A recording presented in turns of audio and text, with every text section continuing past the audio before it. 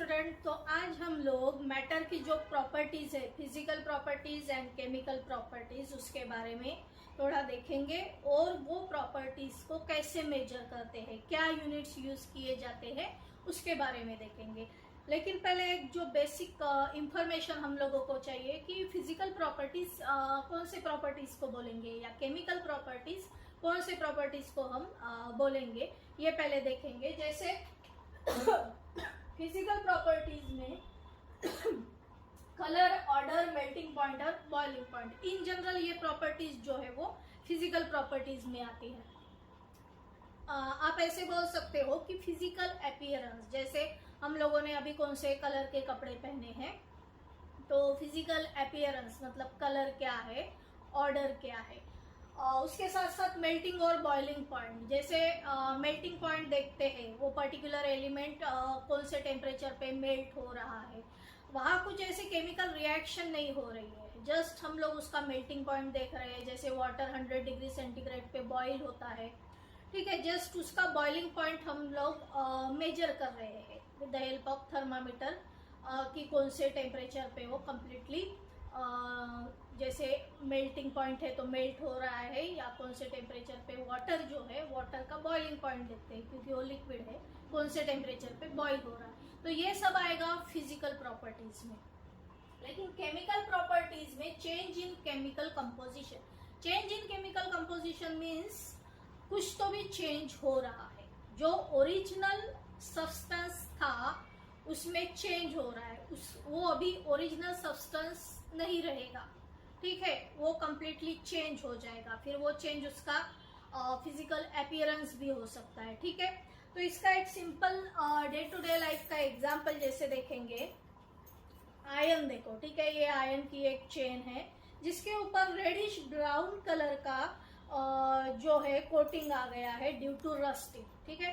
Rusting हम लोगों को पता है, rusting is a very slow process. क्यों होता है रस्टिंग? रस्टिंग के लिए क्या नेसेसरी है? For rusting of iron moisture, air में मॉइस्चर होता है, ठीक है, और ऑक्सीजन, एटमॉस्फेयर में जो ऑक्सीजन होता है उसके साथ वो iron in the presence of moisture combine होता है और रस्टिंग ये प्रोसेस होती है। तो उससे क्या होता है कि ओरिजिनल जो आयरन है उसका फिजिकल अपीयरेंस चेंज हो जाता है, रेडिश ब्राउन कलर की लेयर उसके ऊपर आ जाती है। दूसरा एक डे टू डे लाइफ का जो एग्जाम्पल है वो है जैसे सिल्वर, ठीक है, ये दोनों जो है सिल्वर से बने हुए मटेरियल है, पूरी तरह से इसके ऊपर ब्लैक कलर जो है वो आ गया है, ठीक है।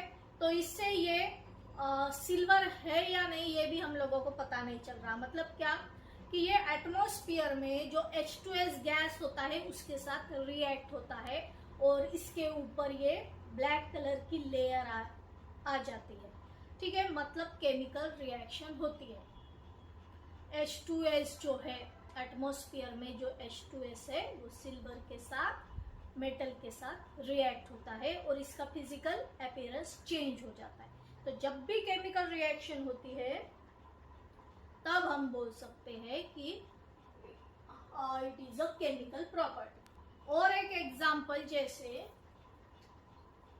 मैग्नीशियम है, twice Mg plus O2 gives twice MgO।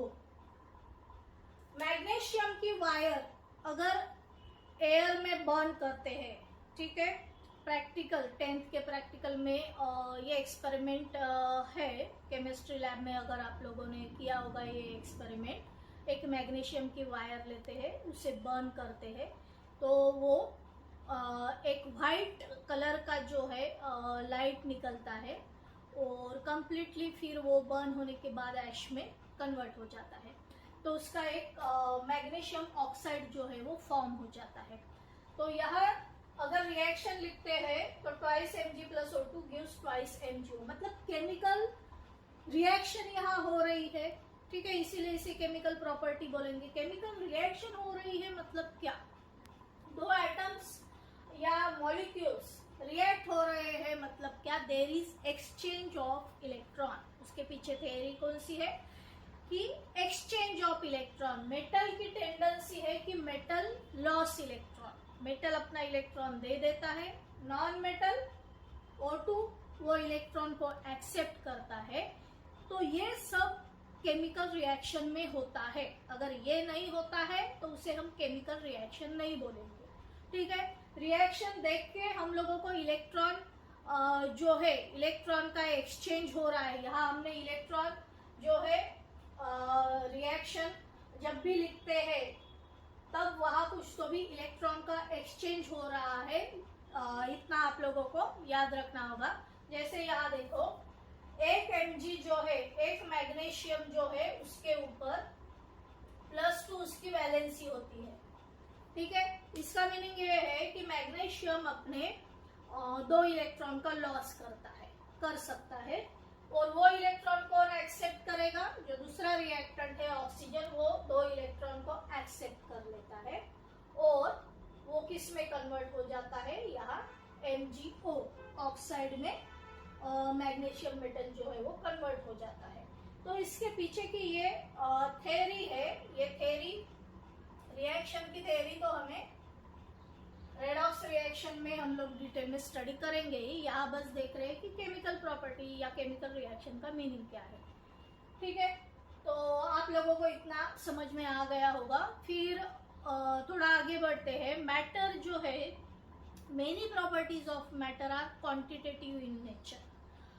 इसमें डे टू डे लाइफ में आप लोग जैसे यूज करते हो, लेंथ कितनी है पर्टिकुलर, सपोज ये बॉक्स लिया है, ये बॉक्स की अगर लेंथ मेजर करनी है तो आप लोग स्केल से इसकी जो है लेंथ मेजर करोगे। सपोज 30 सेंटीमीटर है, ब्रेड्थ कितनी है।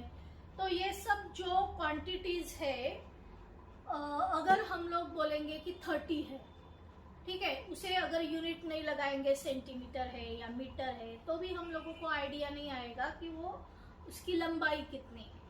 तो ये अलग अलग यूनिट यूज किए जाते हैं। जैसे मास के लिए किलोग्राम, ग्राम, ये सब क्या है? यूनिट यूज किए जाते हैं। मतलब ये प्रॉपर्टीज को मेजर किया जाता है। ठीक है, तो इसका एक जो डेफिनेशन है कि the arbitrarily decided and universally accepted. ठीक है, द आर्बिटरीली डिसाइडेड मतलब जैसे वेट्स बनाए गए हैं, वेजिटेबल वेंडर के पास भी वेट्स होते हैं, जैसे 1 kg का या ½ kg का। तो वो किसने डिसाइड किया है? वो मैन मेड है। ठीक है, मैन ने डिसाइड किया है कि इतना वेट को हम 1 kg बोलेंगे, इसको ½ kg बोलेंगे। तो इसे बोलते हैं arbitrarily decided. The arbitrarily decided and universally accepted standards are called as units. Universally accepted मतलब अगर हम यहाँ केजी, किलोग्राम ये यूनिट यूज कर रहे हैं तो लंदन में या यूएसए में भी सेम टाइप का यूनिट जो है वो यूज होना चाहिए। तो मतलब यूनिफॉर्मिटी रहेगी। आप लोग कहीं भी जाओ तो किसी भी पार्ट में जाओ वर्ल्ड के, तो यूनिट कैसे सेम रहेंगे। तो हम लोगों को जो वहाँ रहने के लिए कंफर्ट हो जाएगा। तो इस तरह से जो यूनिट्स है वो डिसाइड किए गए हैं और जो यूनिट्स है वो मेजर करने के लिए डिफरेंट सिस्टम्स है। जैसे SI सिस्टम बोलते हैं, इंटरनेशनल सिस्टम एक होती है कि इंटरनेशनली जो है कुछ यूनिट्स बनाए गए हैं, तो किसी भी कंट्री में वो यूनिट्स जो है वो सेम रहते हैं। तो एक बार आप लोग इसे देख लो, फिर मैं एक यूनिट का चार्ट बनाती हूँ तो आप लोगों को वो यूनिट्स क्या क्या है उसकी अच्छे से आइडिया आ जाएगी। So the units are expressed in some systems that are called as FPS, CGS, MKS। ये डिफरेंट सिस्टम्स है जिसमें यूनिट्स जो है वो एक्सप्रेस किए जाते हैं। FPS यानी फुट, पाउंड, सेकेंड। ठीक है, CGS means centimetre, gram, second. MKS metre, kilogram, second. ठीक है, और नीचे जो ऐसा सिस्टम दिया है that is the universally accepted system of units. अगर किसी भी कंट्री में हम लोग जाते हैं तो यूनिट्स जो है वो सेम होने चाहिए, ठीक है। तो इसलिए 1960 में एक कॉन्फ्रेंस लिया गया साइंटिस्ट लोगों का, जहाँ डिसाइड किया गया कि ये यूनिट्स जो है, ये सिस्टम जो है, SI system, international system of units, ये हम लोग फॉलो करते हैं ताकि कहीं भी वर्ल्ड में यूनिट्स जो है वो सेम रहने चाहिए। तो ये ऐसा सिस्टम ऑफ यूनिट्स क्या है, इस तरह से कॉलम्स में दिया गया है। पहला लेंथ, जिसे डिनोट करेंगे स्मॉल एल से, जिसका यूनिट है मीटर, और स्मॉल एम हम लोग लिखते हैं, जैसे 10 मीटर है या 9 मीटर है।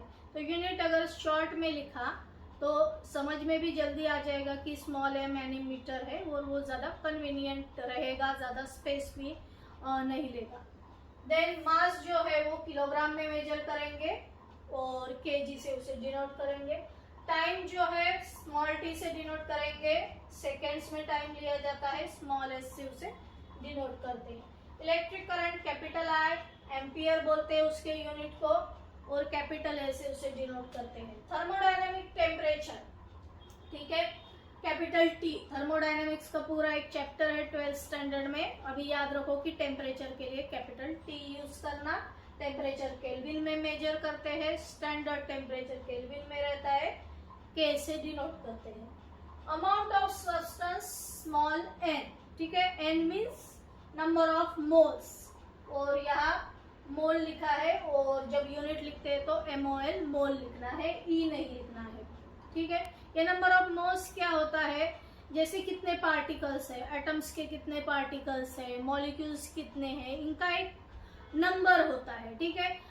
जैसे 6.022 इंटू 10⁻⁻23 इतने पार्टिकल्स है, तो उसे 1 मोल बोलते हैं। ये भी डिटेल में हम लोग स्टडी करने वाले हैं कि मोल क्यों यूज किया जाता है, किस तरह से वो अमाउंट ऑफ सब्सटेंस देता है। Then luminous intensity denoted by IV, candela उसका यूनिट है, CD उसका सिंबल है। ल्यूमिनस इंटेंसिटी सिंपली देखो, कैंडल अगर जलाया तो वो कम लाइट देता है as compared to the bulb, मतलब बल्ब की इंटेंसिटी ज़्यादा है या ब्राइटनेस ज़्यादा है, तो वो ब्राइटनेस जो रहता है, इंटेंसिटी जो रहती है, वो कैंडेला में मेजर होती है। कैंडेला उसका यूनिट है, वो CD उसका सिंबल है। तो ये हो गया यूनिट्स के बारे में। देन स्पेशली जो लेंथ है, ठीक है, यहाँ मीटर से मेजर की जाती है, लेकिन मीटर एक बड़ा यूनिट है। अभी केमिस्ट्री में हम लोगों को एटम्स की स्टडी है, मॉलिक्यूल्स की स्टडी है, तो एक एटम का अगर रेडियस, ठीक है, एक सिंगल एटम जो हम आंखों से देख भी नहीं पाते, इतना छोटा होता है, तो वो एक सिंगल एटम, उसका एटॉमिक रेडियस कितना छोटा रहेगा। एटम का रेडियस, सपोज ये एक एटम है, उसका रेडियस, ठीक है, वो कितना छोटा रहेगा। तो उसके लिए कुछ स्मॉल मेजरमेंट जो है, मतलब बहुत ही स्मॉल, अगर फ्रैक्शन में वैल्यू है किसी की लेंथ की, तो वो मेजर करने के लिए कुछ यूनिट डिसाइड किए गए हैं। जैसे 1 नैनोमीटर इक्वल टू 10⁻⁹ मीटर होता है। 1 पिकोमीटर इक्वल टू 10⁻12 जो है वो मीटर होता है। तो पिकोमीटर और नैनोमीटर बहुत ही स्मॉल अगर मेजरमेंट है तो ये यूनिट यूज किए जाते हैं। जैसे 10⁻⁹ कितना होगा, 1/10⁻⁹ होगा, और 0.00000 कितने आएंगे, 80, ठीक है, टोटल 90, मतलब इतना कम वो लेंथ रहता है। तो वो किस में मेजर करेंगे, नैनोमीटर। इसीलिए नैनोमीटर जो है और पिकोमीटर जो है वो इंट्रोड्यूस किया गया है। एटॉमिक रेडियस भी बहुत कम होती है। Similarly bond length, bond length क्या होती है, 2 एटम्स है, ठीक है, उनके सेंटर्स के बीच की जो लेंथ है, ये थी एटॉमिक रेडियस, ये था बॉन्ड लेंथ,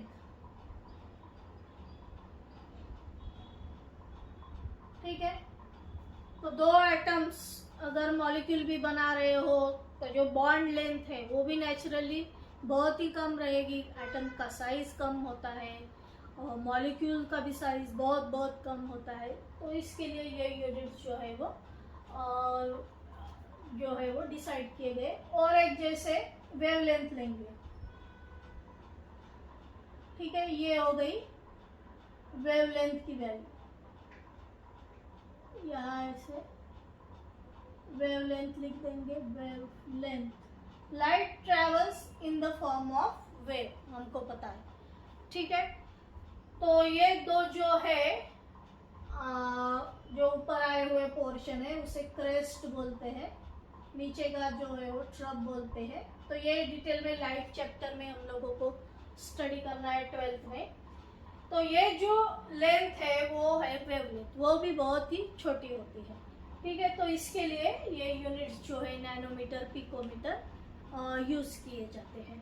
तो ये हो गया लेंथ के बारे में।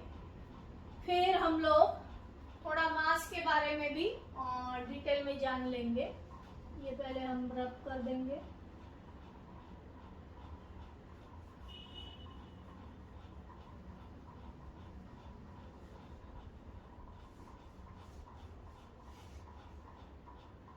तो मास के बारे में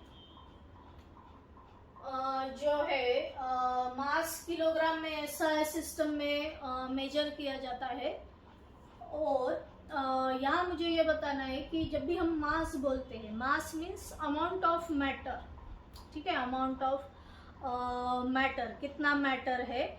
सपोज ये मार्कर है, ये जो मैटर है, ठीक है, ये मैं कहीं और भी रख दूँ, ठीक है, यहाँ रखूँ, वहाँ रखूँ, इसका जो मैटर है वो तो चेंज नहीं होगा, इसका अमाउंट जो है, अमाउंट चेंज नहीं होगा। तो मास कैसा है, फिक्स है। लेकिन अगर वेट बोलते हैं तो इसका यहाँ जो वेट है उतना ही वेट दूसरे प्लैनेट पे नहीं रहेगा, ठीक है, क्योंकि जैसे यहाँ जो वेट है किसी भी थिंग का, उतना वेट मून पे नहीं रहेगा, क्योंकि वहाँ ग्रेविटेशनल फोर्स अलग रहता है, ठीक है, एक्सेलरेशन ड्यू टू ग्रेविटी की वैल्यू अलग रहती है। तो वेट का जो फॉर्मूला है, weight is equal to mass into G, ठीक है। तो यहाँ बस मुझे ये बताना है कि मास और वेट डिफरेंट है, ठीक है। ये हो गया मास के बारे में। यहाँ और एक जो है क्वांटिटी, वॉल्यूम नहीं दी गई है, वॉल्यूम को हम अलग से डिस्कस करेंगे। पहले आप ये देख लो, फिर मैं वॉल्यूम के बारे में भी डिटेल में एक्सप्लेन करती हूँ। सो स्टूडेंट, अभी वॉल्यूम देखेंगे। वॉल्यूम क्या होता है? It is the amount of space occupied by a three dimensional object, ठीक है।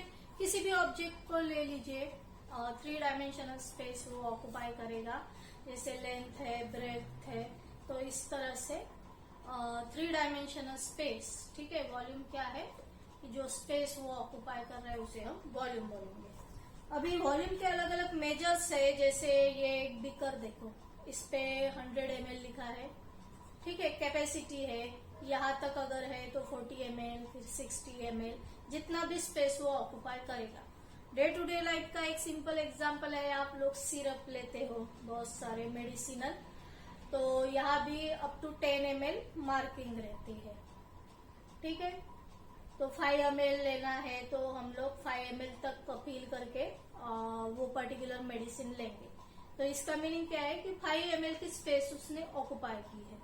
जनरली ज्यादा से ज्यादा 1 लीटर यूज करते हैं हम डेली लाइफ में। 1 लीटर ऑयल है, 1 लीटर मिल्क है, 1 लीटर की बिस्लेरी बॉटल है। तो इस तरह से ये वॉल्यूम का जो है, वॉल्यूम के मेजर्स ज्यादा से ज्यादा यूज में है। तो 1 litre is equal to 1 DM cube भी होता है। DM क्यूब आप लोगों को नया यूनिट लगेगा, तो ये याद रखो कि 1 लीटर यानी 1 DM क्यूब, that is equal to 1000 ml। 1 litre यानी 1000 मिलीलीटर होता है, ठीक है। That is equal to 1000 centimetre cube. 1000 ml को 1000 सेंटीमीटर क्यूब भी बोलते हैं। इसका एक सिंपल यूनिट याद रखो, 1 ml अगर है तो वो 1 सेंटीमीटर क्यूब का स्पेस ऑक्युपाई करता है। जैसे ये बॉक्स है, ये सपोज इसका जो लेंथ है वो 10 सेंटीमीटर है, ठीक है। ये 10 सेंटीमीटर है, ये भी 10 सेंटीमीटर है, और ये जो है लेंथ ये भी 10 सेंटीमीटर है। तो क्या करेंगे,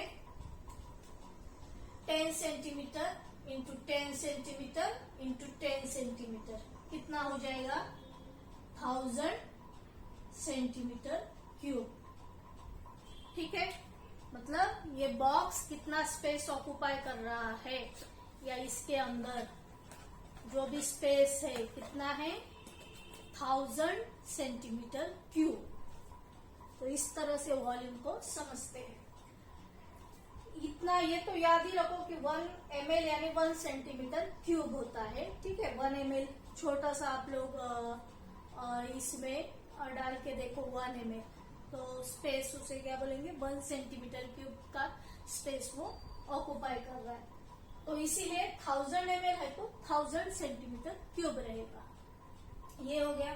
फिर हम लोग लेबोरेटरी में अलग अलग जो केमिकल्स है, ठीक है, लिक्विड फॉर्म में जो केमिकल्स है वो मेजर करने हैं, तो ये मेजरिंग सिलेंडर यूज करते हैं। ठीक है, अलग अलग साइजेस के होते हैं मेजरिंग सिलेंडर, 50 ml का भी होता है, 100 ml का भी होता है। तो अगर हमें 20 ml लेना है तो यहाँ तक के लेना पड़ेगा, 40 यहाँ जो है मार्किंग की जाती है, उसे कैलिब्रेशन बोलते हैं।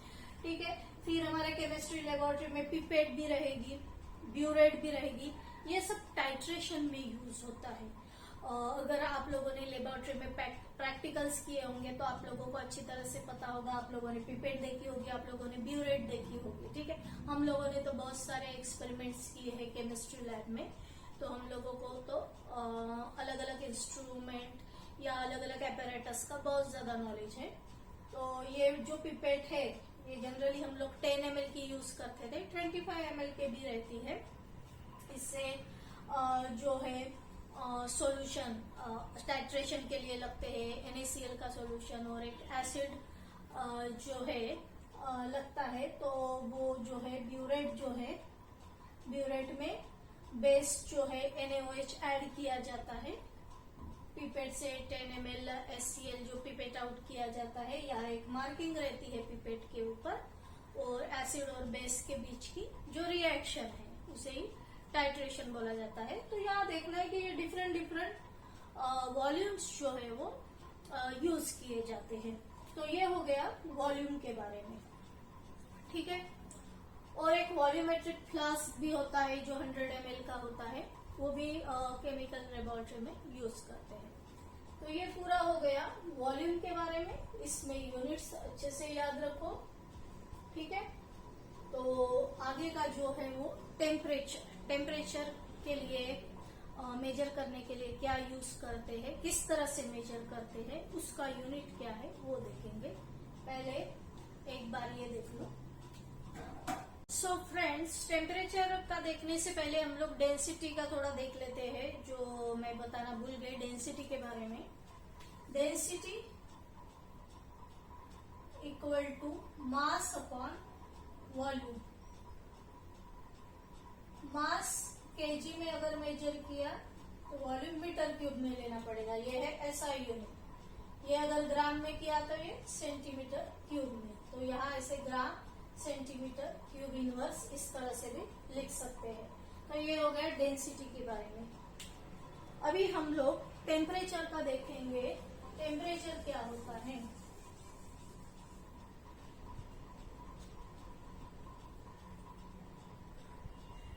टेम्परेचर जो है 3 यूनिट्स में मेजर करते हैं, डिग्री सेल्सियस, डिग्री फ़ारेनहाइट और केल्विन। केल्विन जो है वो SI यूनिट है टेम्परेचर का, SI यूनिट।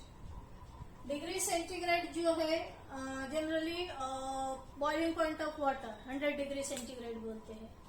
फिर हम लोग freezing point of water 0 degree centigrade. ठीक है, 0 डिग्री सेंटीग्रेड पे वाटर जो है वो फ्रीज हो जाता है। तो डिग्री सेल्सियस का ये जो थर्मामीटर है ये भी केमिस्ट्री लैब में यूज करते हैं।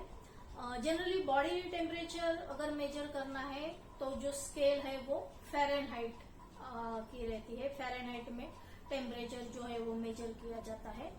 और जैसे दोनों में हम लोगों को रिलेशन क्या है ये अगर फाइंड आउट करना है तो जो फॉर्मूला यूज करते हैं वो है degree Fahrenheit equal to 9/5 degree Celsius plus 32। ठीक है, 9/5 suppose 37 degree centigrade Celsius temperature है तो यहाँ 37 लिखेंगे प्लस 32। अगर ये कैलकुलेट करते हैं तो 98.6 जो है डिग्री फ़ारेनहाइट इतना मिलेगा। तो दोनों में ये रिलेशन है। फ़ारेनहाइट का टेम्परेचर जो है सेल्सियस में कन्वर्ट कर सकते हैं, सेल्सियस का टेम्परेचर फ़ारेनहाइट में भी कन्वर्ट कर सकते हैं। तो स्टैंडर्ड बॉडी का टेम्परेचर भी अपना ये 98.6 डिग्री फ़ारेनहाइट होता है। फिर जो केल्विन है, केल्विन जो यूज करते हैं तो अगर डिग्री सेल्सियस में अगर टेम्परेचर दिया है तो केल्विन में उसे कैसे कन्वर्ट करना, तो केल्विन इक्वल टू ये डिग्री सेल्सियस का टेम्परेचर प्लस 273.50। ठीक है, कौन सा भी डिग्री सेल्सियस में टेम्परेचर अगर दिया है तो उसमें 273.15 ऐड कर देना तो वो टेम्परेचर केल्विन में कन्वर्ट हो जाता है।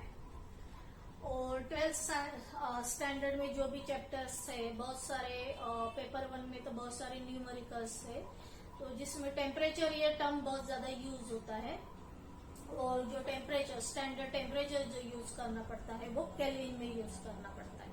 सो आई होप आप लोगों को इतना सब समझ में आ गया होगा। So thanks for watching this video.